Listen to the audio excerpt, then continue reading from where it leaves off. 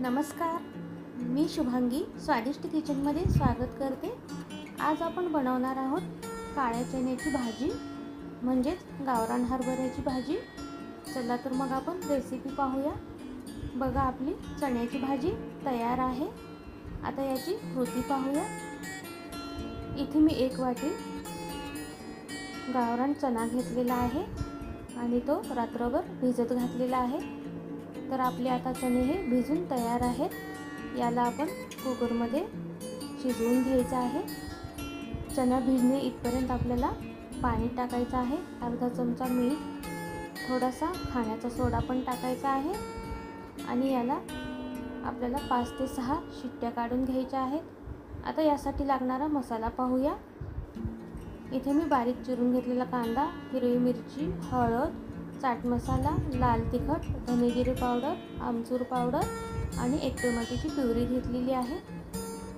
आता बघा, आपला चणा शिजून छान तयार आहे, छान मऊ झालेला आहे। याला आपण फोडणी घालूया। इथे मी पॅनमध्ये 3 ते 4 चमचे तेल घेतलेलं आहे आणि त्यामध्ये तमालपत्र आणि दालचिनी टाकलेली आहे। आता याच्यामध्येच आपल्याला अर्धा चमचा मोहरी टाकायची आहे, अर्धा चमचा जिरे टाकायचे आहे आणि बारीक चिरून घेतलेला कांदा टाकायचा आहे। आता हा कांदा आपण सोनेरी रंगावर येईपर्यंत परतून घ्यायचा आहे। यामध्येच आपण अद्रक लसणाची पेस्ट टाकून घेऊया आणि याला व्यवस्थित असं मिक्स करून घ्यायचं आहे। आता यामध्ये आपण हिरवी मिरची, लाल तिखट, हळद, चना मसाला, चाट मसाला, आमचूर पावडर आणि धने जिरे पावडर टाकून घ्यायचा आहे आणि हा मसाला आपण व्यवस्थित परतून घ्यायचा आहे। तर बघा, आपला मसाला छान परतून झालेला आहे। आता आपण ह्याच्यामध्ये टोमॅटोची प्युरी टाकून घेऊया आणि थोडीशी कोथिंबीर टाकून घ्यायची आहे। आता याला आपल्याला 1-2 मिनिट शिजवून घ्यायचा आहे। तर आता आपला हा मसाला शिजून तयार आहे, छान त्याला तेल सुटलेलं आहे।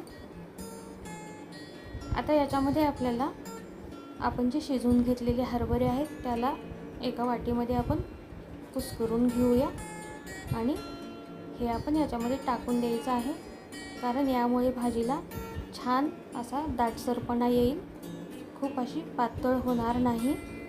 तर बघा, किती छान दाटसरपणा आलेला आहे। आता याच्यामध्ये आपण चवीपुरतं मीठ टाकून घेऊया आणि हा आपला मसाला तयार आहे।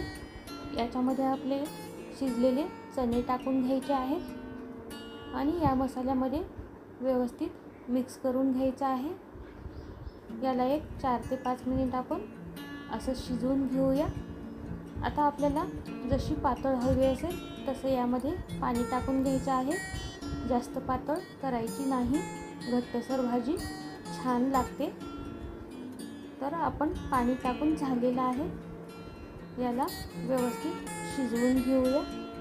बघा, आपली रसरशीत भाजी तयार आहे। याच्यावर आपण थोडीशी कोथिंबीर टाकून घेऊया।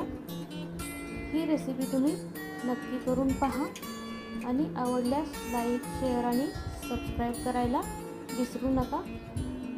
एका बाउलमध्ये आपण याला सर्व करायचं आहे आणि कोथिंबीर, कांदा टाकून घ्यायचा आहे। धन्यवाद।